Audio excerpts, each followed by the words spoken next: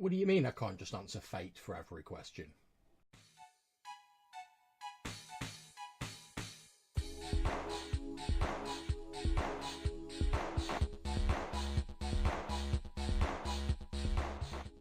Welcome to RPGADay 2017, it's day 15, and the question for today is, which RPG do you enjoy adapting the most? Now, I've held off from bantering on about Fate as long as I possibly can, but as soon as this question hit, I knew straight away what my answer was going to be.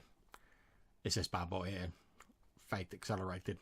One of my favourite games. If you looked at my channel, you'll see there's loads and loads of different videos about Fate.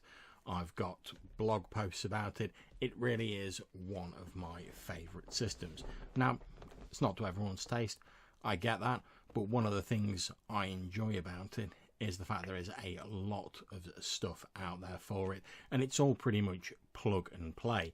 The Fate Accelerated Edition, which I've got here, is a game based on approaches. So instead of having a big skill list, you have 6 approaches like careful, clever, flashy, forceful, etc. And these you focus more on how your characters do stuff rather than a more skill-based system, which is what sort of knowledge or abilities you have. Now, this works great for some games, might not be suitable for all games, but I really love it because it allows you to encompass an awful lot in the game system. For instance, I once ran a game where my players just got together and we decided to create a world from scratch, which is something the game encourages. And by the end of it, we were running a sort of Wild West scenario, but where all the horses and the various animals had been replaced by dinosaurs and various sorts of lizards.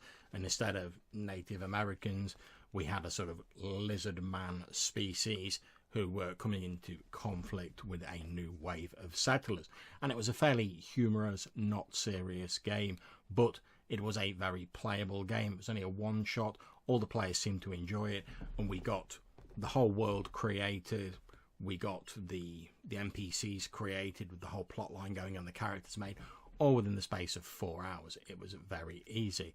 But for question 15, part of the reason why I think that I enjoy adapting this the most is because if you take Fate Accelerated and Fate Core, which is the sort of skill-based build of the same system, there are an awful lot of different campaigns, different settings out there for them, most of which attempt to add something to the rules or tweak them in a particular way. I mean, there's the Fate Toolkit, which is just a smorgasbord of different rules you can use. There's the Fate Adversary Toolkit, which is coming out soon as of the time of making this video, which will detail more different ways to incorporate antagonists and different ways you can generate NPCs and stuff like that. There are many campaign worlds, like all the Fate worlds, the Worlds on Fire, Worlds of Shadow, Secret of Cats, stuff like that are created by Evil Hat, all of which have their own little rules, tweaks and stuff, which are very easy to copy and paste into your Fate campaign. And I enjoy the ease and the sort of modular nature of the system. In fact, myself and Lloyd Jan have been working on a system called Storm and Sail, which is a pirate-based Fate world, a Fate campaign, effectively, and we've taken inspiration from a number of different campaign settings as well as putting in some of our own ideas about how the system could be adapted. But all this stuff is plug and play. For instance, if you want to take the dueling system out of Jade Punk, move it into your campaign, great. You want to take the wealth stress tracker out of the Fate Toolkit and other games, move it into your game, great. You want to take WordPress games, Age of Arthur, and take the shape-changing magic spell system out of it, no problems. Just move it across. It all works very easily. And the game itself also works if you don't want to do any of that.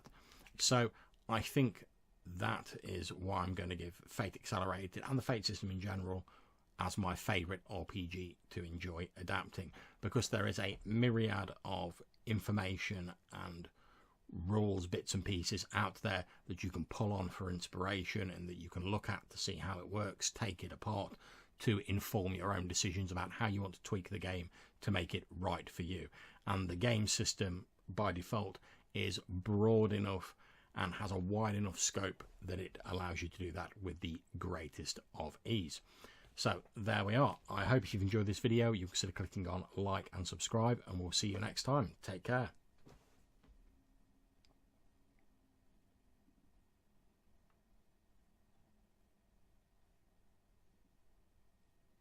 And if you've enjoyed this video, we hope you'll check out some of the others on Red Dice Diaries. See you next time.